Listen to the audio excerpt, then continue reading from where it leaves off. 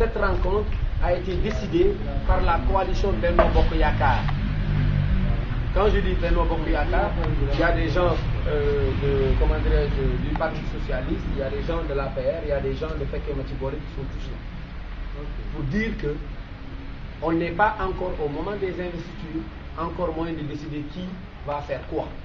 On est là pour l'instant à chercher à voir par quel moyen arriver à installer le Yoonu Yokkute dans la ville. D'ailleurs, on a un mouvement qui s'appelle Taxawal Yokkute à Ziguinchor.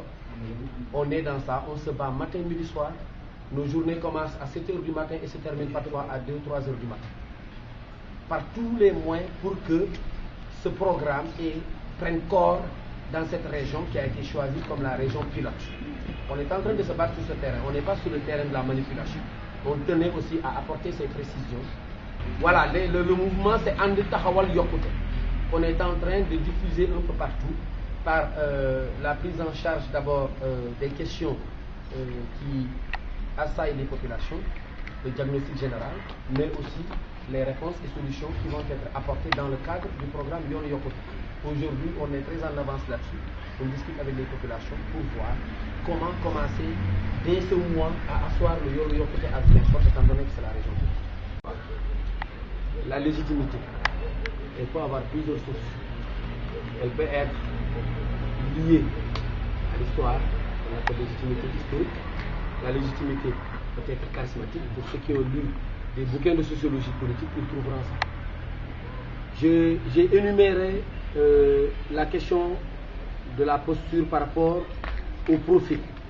Pour dire que si légitimité charismatique doit présider au choix d'un candidat pour Ziguinchor, Benoît est disqualifié devant ceux qui sont en face de lui.